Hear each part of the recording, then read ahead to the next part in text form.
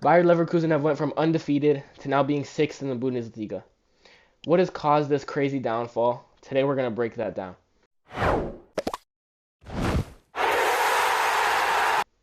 All right, so welcome back to Between the Lines, your home for everything football. Today, as said in the intro, we're covering Bayer Leverkusen's downfall. Sam will start us off.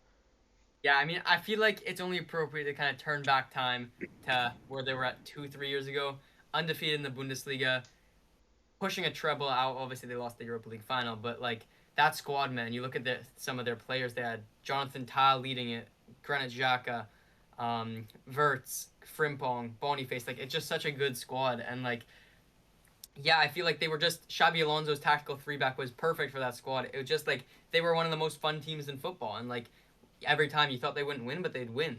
They would come back, score late. I don't know. What do you think, Judah? Yeah, I mean, I agree with that. I feel like, every game you're watching, you don't know if they're going to win, and they would come back and win. They would find a way every single time. And I think that, it kind of showed that they were kind of a unit. And I feel like a lot of teams nowadays kind of lack that kind of unified feeling. And, you can sign all the best players, but that doesn't mean your team will play as a team. And I think that Leverkusen team really just kind of like found a niche in just playing as a team and have playing an attractive brand of football that was new and we hadn't seen it in a long time. And it was interesting to see, a manager like Xabi Alonso. Obviously, he was an intelligent player, but he hadn't really proven himself as a manager. And I think this really helped him prove himself, and it really made him look like a good coach. We saw him, like in the training sessions, like shooting free kicks with Grimaldo, and like he seemed like he was a really hands-on coach. And I feel like that has a lot to do with their success in that season.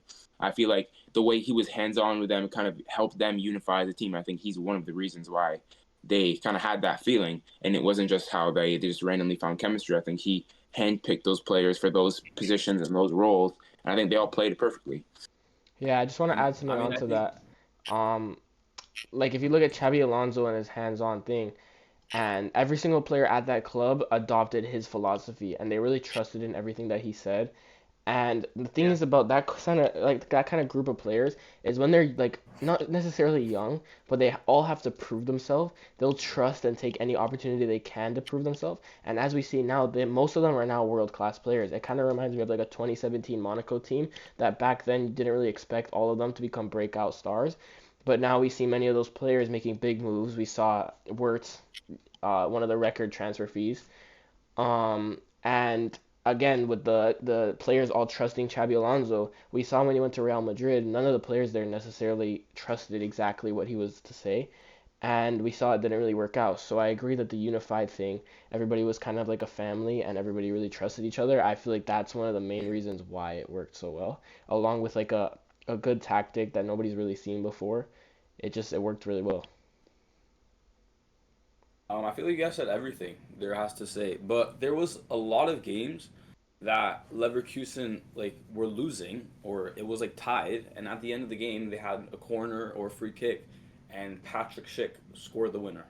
And I feel like for teams that like are gonna like win a title and like stay like that long without even losing a game, you need games like that. You're seeing like Arsenal like right now like winning games by a corner, and like a lot of big teams have to win games off of set pieces or off like a cross into their striker because like there's a lot of tough games. So teams that want to win sometimes have to win like that. So I agree with that. I feel like a lot of that, like you mentioned, for example, I can expand on the when you mentioned Patrick Schick. I think that's a great point. I feel like a good team, you need those kind of role players almost that, they might not be a superstar, they might not be like globally known, but I feel like for a big team, you need to have those guys that are willing to step up when you need to call on them.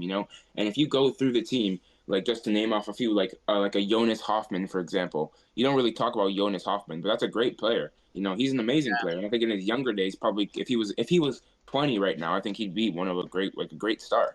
But he's older and he's a more experienced player. And there's also players like Palacios, who's an amazing defensive midfielder who can defend really well and kind of command the midfield. So I feel like when you mix all of those with like a character, and then you also have Granit Xhaka. I could go for hours about Granit Xhaka. As an Arsenal fan, I love Granit Xhaka. I think like what he brings to a team is like unmatched. His like impact on the club. And I just think that those kinds of players are kind of one of the reasons why it's more than just the star players. Yeah, so let's talk about like what's changed now. Following that undefeated season, And leading into this 25-26 season, let's just talk about a few things that's changed that kind of led to their downfall. Yeah, I mean, I think one of the obvious things, obviously, Xabi Alonso and basically all of that squad had another year after the undefeated season, and they weren't as good, but that was more because of, Vincent Kompany coming in with Bayern killing their momentum, Olise being one of the best players in the world, great signing for Bayern, and I think Go it was undefeated more twice. on, pardon? You can't really go undefeated twice. It's kind of Yeah, Yeah, no, true. 100%, but you can definitely win the league twice, and I think had Bayern not really, really gotten very fortunate with the business they did in that summer, I feel like Leverkusen could have done it again because they were in a title race again. It wasn't just a one season thing. It really stabilized actually Xabi Alonso as like a world class coach because it's not like, oh, he just got lucky this season. He's able to go and push forward again. But what do you Yeah, guys? for How are sure. you guys? I agree with that. I feel like one of the things that's missing, like Ethan asked, I feel like for me, one of the obvious ones is like kind of the star power. And like they've had to adjust to not having a star power almost. Because if you look at the current Leverkusen squad, for example, or the transitioning Leverkusen squad, like you don't really see many stars. You don't really see many huge names. Rather than when you look back, you think about, Xhaka and Verts and, all of those players and Jeremy Frimpong, all of those huge, very big names that are on huge clubs right now. So I feel like that's one of the big things that they've kind of had to adjust, and they've realized that okay, we don't have any more stars, so we kind of have to play more as a team. And I feel like it definitely adjusted how they play. I feel like even like the season that they were undefeated, they didn't have Champions League football. They had a Europa League, but like obviously Europa League isn't as there's not much competition as like in the Champions League. So they could focus way more on the Bundesliga. So I feel like that helped them like be undefeated. And then in the next Yeah. season when they qualified for the Champions League, they had to put a lot of their focus on the Champions League to not get embarrassed. So like if you play two very hard competitions, it's very hard for them. So And Yeah. I believe in the Champions League, I'm not sure if they were in the top 8, but I believe they got eliminated in the round of 16 to Bayern, right? Hmm. Yeah, something like that. Maybe it was round of 32, or sorry, the knockout phase. But yeah, I think overall that season was definitely a disappointment compared to expectations, but it wasn't the worst case scenario. Like, right? Like the worst case Yeah, scenario was it was a one season thing, they're gone. And yeah, Yeah, I agree with that. I feel like it's just good. I feel like the another thing they're kind of missing now, like they have no stars, and now the young players are forced to play versus before they had stars, and the young players were learning from the stars, and yeah, like you had like Amin Adli, he's at Bournemouth, and like he was learning from Boniface and he was learning from Schick, but now Schick is playing, and then the youngsters that are there, like I'm not going to name all the players that are there now, but some of the youngsters that are there now are kind of forced to play and they're not really learning from many people. And I just yeah. feel like they've kind of like lost, not like kind of lost big club credibility a bit. And, they kind of went from having a huge depth to less depth. But I feel like that's definitely one of the factors. yeah, I think that has to do with some of the business that they did. They got rid of a lot of their key players without necessarily bringing in players of the same like level.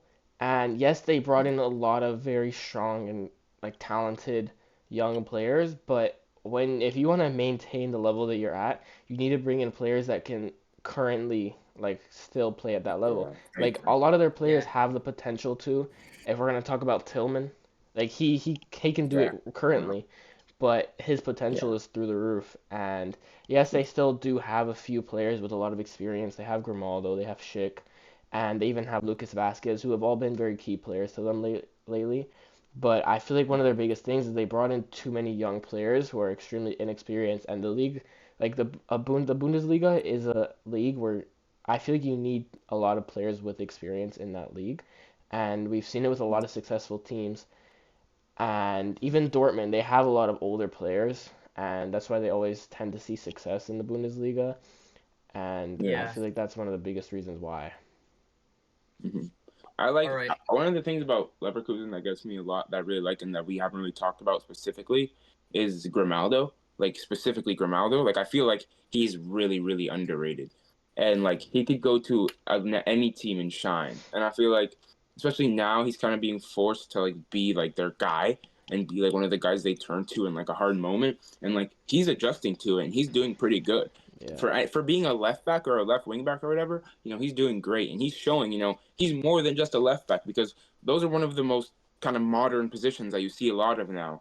I just think of like a Miles Lewis Skelly, for example, or like Ait Nuri, or like Rico Lewis or O'Reilly. Like all of like the inverted like left backs. It's a big thing now, and I feel like he's kind of like just really really good at everything. Yeah, he does have I two Yeah. mean, GA this season. yeah, Yeah. Yeah, he's which their is top. crazy. Yeah, All he's their right. top So assistant. He's let's their move on to captain. sort of let's move on to like the summer now of like Eric Ten Hag coming in. I'd like to hear you guys' thoughts before I get into it. But Yeah. what do you guys think about sort of that I don't that know. sort I feel like people kind of say that Eric Ten Hag is like a good manager, and like for example, like the Man United stuff like wasn't as bad as people remember. But like the Bayer Leverkusen stuff, kind of like I don't know. I don't really feel like I don't know. I feel like he wasn't convincing enough. Even though they kind of sacked him like ridiculously early, I feel like he just wasn't convincing enough. And like he just it's a big club. Like you come off like you have to perform. It's as simple as that. And the signings like Sam, I know you're a goalie like Mark Flecken. Yeah. Like I don't know. And yeah, so I want to say like you're going into it, you've built sort of yourself up as one of the more like best of the rest teams in Europe. You're not like the first name people think of, but like you're in the sort of that second category with a lot of teams, and you're probably the best out of those. You're pushing for titles with Bayern. You were undefeated a couple seasons ago, but their manager left, all their big players left, and I don't think they really did enough to back Eric Ten Hag. I feel like it was they kind of just accepted their fate. Like they sold Verts. They didn't really go for anyone really at his quality at all. Listen, 120 mil, you're not going to pay that back for someone else, especially as Leverkusen. But like, they lost center backs. They lost Hincapié, they lost Xhaka, they lost Boniface. I know he kind of struggled in Top. 24, 25, but they lost Boniface. Like I feel like they lost a lot of Frimpong, yeah, Frimpong as well. And I feel like they lost a lot of players that they didn't really try and replace, and it felt like they were sort of just accepting the fact that they weren't going to be at that level anymore. yeah, I don't know. They signed like Gerald Kwanzaa to try to like fix the back line, and I don't know. I feel like you can't really like every time Eric Ten Hag gets sacked, I kind of think it's not really his fault sometimes. Like it's his fault, but I feel like the board always could do more for him.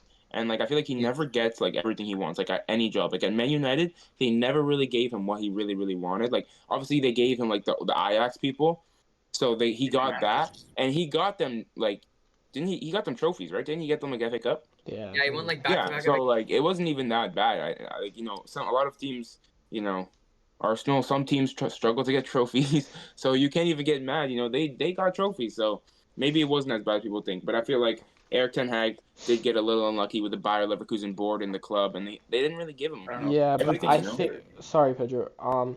I think. Or Pedro, you can say what you need to say. I feel like it's just like a stereotype kind of that like you need to play good, and like because like you saw Tottenham too, like um Postecoglou won them a trophy and they sacked him. Yeah. And Crazy. I think it's But that's unfair because like I feel like the board needs to help the coach, and when they don't, and the coach still somehow wins a trophy, even if it's a small trophy like the Carabao Cup or something, or even the Europa League that Tottenham won, I feel like it's not fair that they sack him after. yeah, I Yeah, agree with I that. think I definitely think like sacking Eric Ten Hag though was the right decision for Leverkusen. And the guy they Yeah. brought in, I do like him.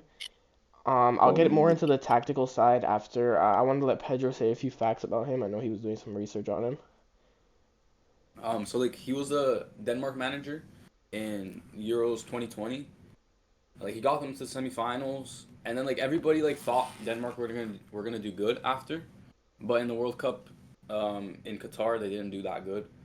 But I think he has a son that plays, right? Pretty sure. oh Yeah, yeah, he plays for Sporting. Yeah. Sporting. He's actually Martin very good. Holman. He's a great I player. would Yeah. see him going so. He's good in that time. I don't know, Um, but he's a manager that like has experience in the World Cup. It's Yeah. pretty important. Like as a He manager. was on the Gyökeres and Amorim Sporting. yeah. Yeah, he's still there. He's still Sporting. Um, so I want to get into the more tactical thing. I do have a lot to say about this, so sorry if I go on for too long. But so I just kind of want to go over some of the good things that they do at that club, like that he is implementing.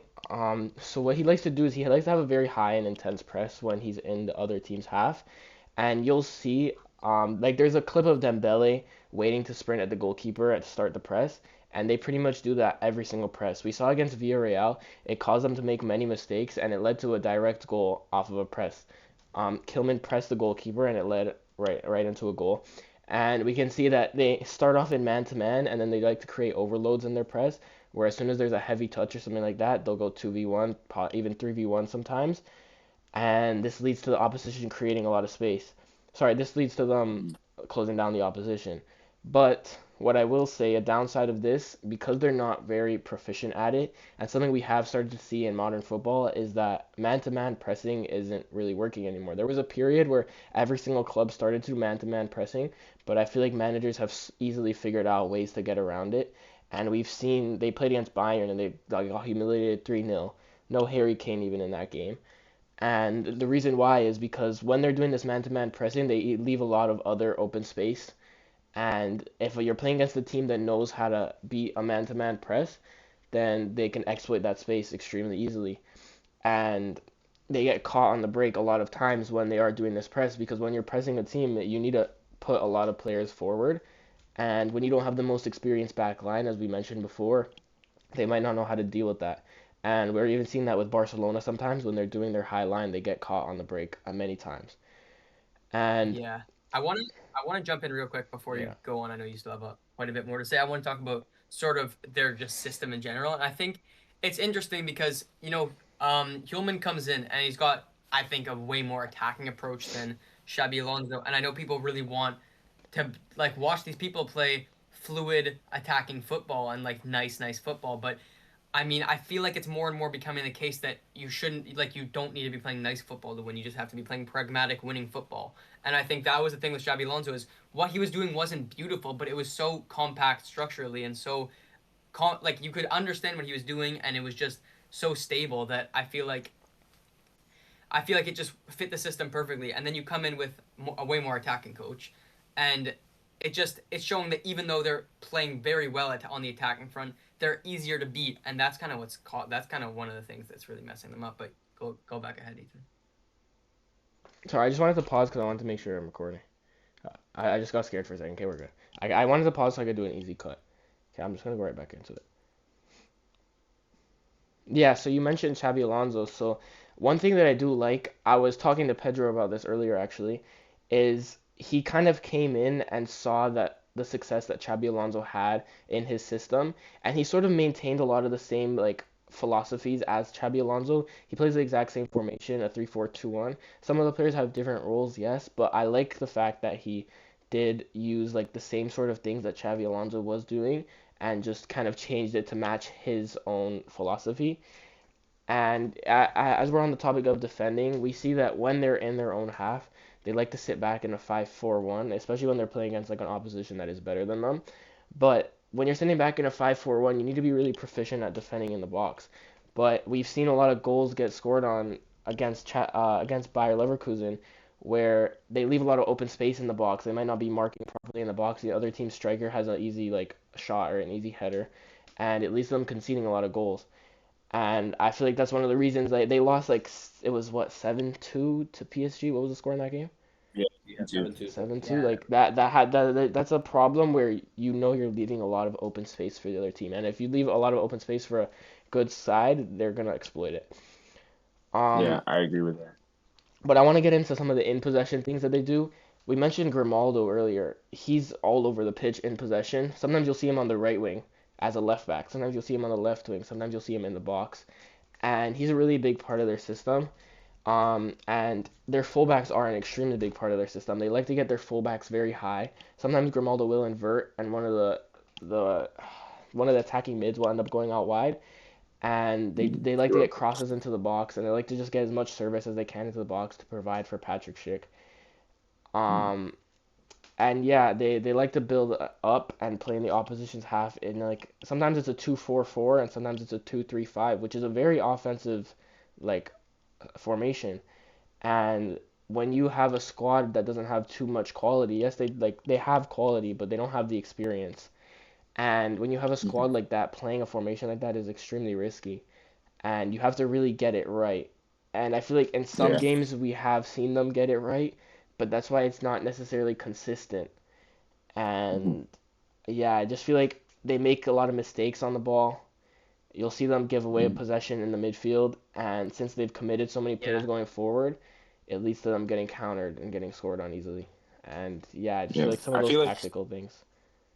mhm. Yeah. I feel like we talked a lot about, especially for the Man United game specifically. We talked about, especially Sam said that, like the best way to beat Arsenal to have a be structurally strong defensively, and I feel like Bayer Leverkusen, like it's kind of hard to crack that having a good structural defense, in a three back. I feel it's kind of hard, but I feel like, as a defender myself, I feel like the main way to have a really strong core in a three back is the center back has to be extremely good. And I feel like what they have now with Andrich, I feel like he's a center back in the last few games, which they won their last three games.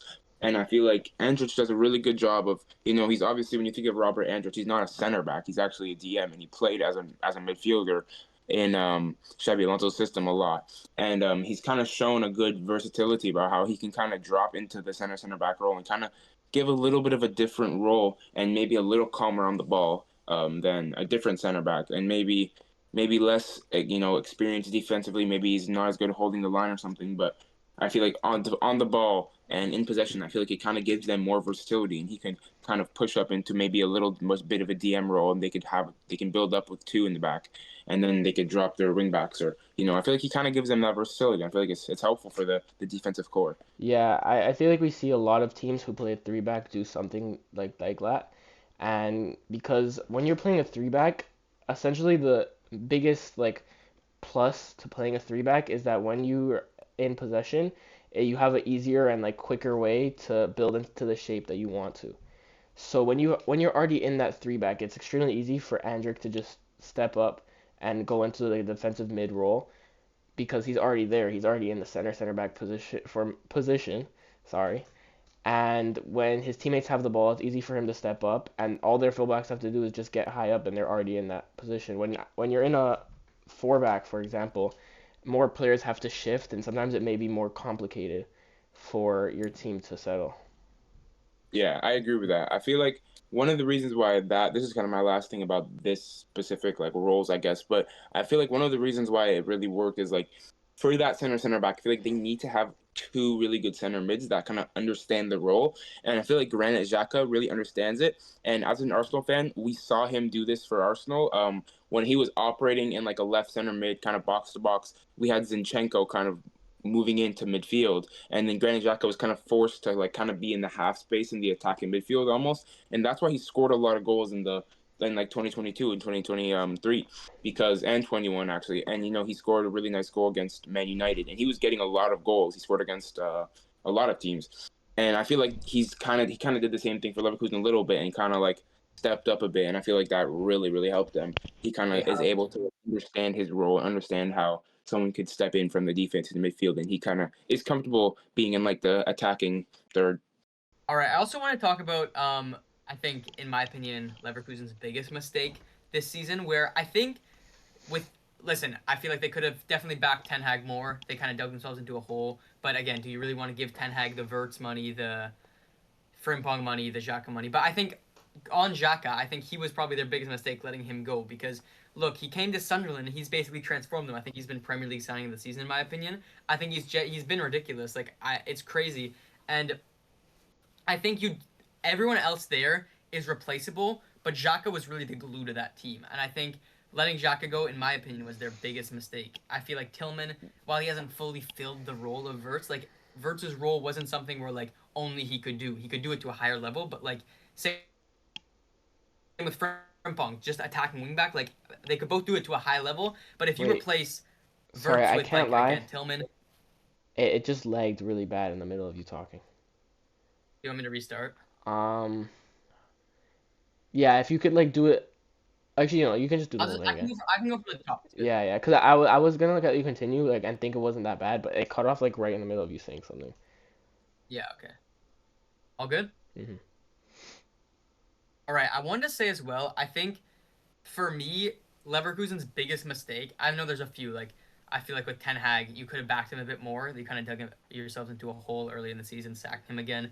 But do you really want to give Ten Hag all that money, the Verts money, the Frimpong money? That's a lot of money to let Ten Hag spend. But I think for me, the biggest mistake that they made was for me, the biggest mistake they made was letting go of Xhaka, because I feel like new manager coming in, you need that leader, and I think with Verts and with Frimpong, I think they're both sort of replaceable, and I know you can't like they can't do it to the high degree that Verts was. Verts was world class. Frimpong's a great attacking wingback, but they can definitely do it to a sort of degree. Whereas Xhaka was, I think, the glue to that team. I mean, we look at him at Sunderland now, and he's crazy. He's probably the signing of the season in my opinion, and I think that was, in my opinion, their biggest mistake. And I think he was sort of one of the main pieces that was holding Leverkusen together and keeping them at the top. And I feel like if you replace Frimpong with a nice attacking wingback, you replace Hincapie with a center back, even if it's a lower level, and you replace Verts with like Tillman, for example. If you keep Xhaka in that team, they're still a top 2, top 3 team in the Bundesliga.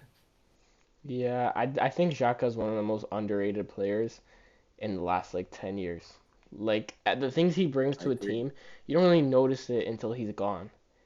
And Yeah, I agree. I feel like the first time people are really noticing it more than they ever have is when he's now at Sunderland, because he's really transformed them and he's Just turned standing them. out, yeah. Yeah, he's made their other players who were just talents before, or like they were mediocre, like they were pretty average, but now he's turning these players who had like the potential in them, and he's letting them play to their fullest. And we're seeing it.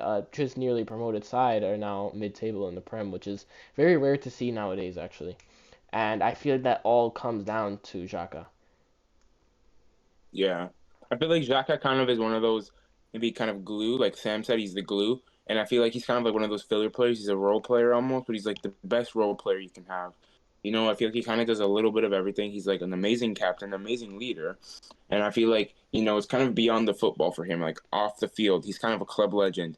And the fan bases love him. And I feel like he's relatable to the fans because he has so much passion for all the clubs he goes to.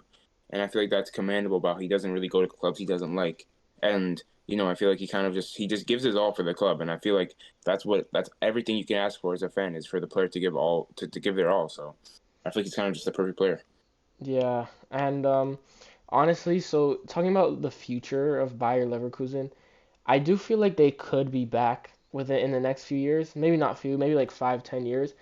If they really just back their manager, if they really let him make the signings he needs to make, they let him fill the positions he needs to fill, because they do have a young squad, they do have a very talented squad, and depending if Arsenal sign Hincapie or not, I I feel like think they they end will, they if I will. had to I think we guess. will. He I has know. been What do you think, performing Joe? Do you well. think they Very will? good. I think we will. He's really, really good. Yeah, He's really but good. depending on how much they back their manager, depending on if their manager keeps performing, I feel like he has the right idea. He just has to kind of get it down. He has to just get his players to Yeah, understand it.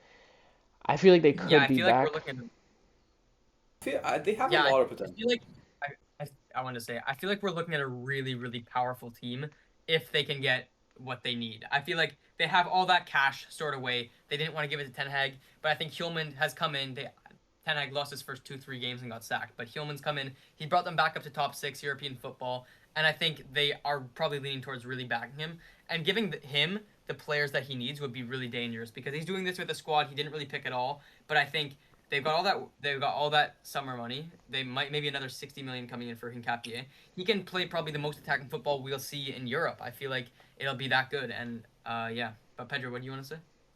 I feel like they have lots of potential. I just feel like they need the right signings. And like, if you think about it, um, even with this team that they have now, they beat City away, they beat Dortmund away, and they beat Leipzig away, which is kind of crazy with this team that don't have any stars. You know what I mean?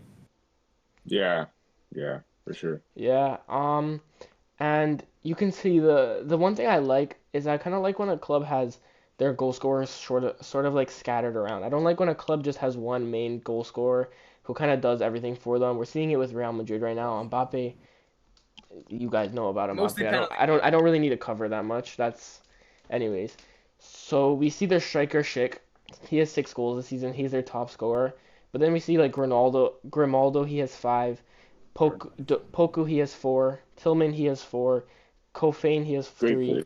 Tapsoba from center back, he has 3. And Tapsoba also has 2 assists, so he has 5 GA, and I think it's like 16 games coming from center back.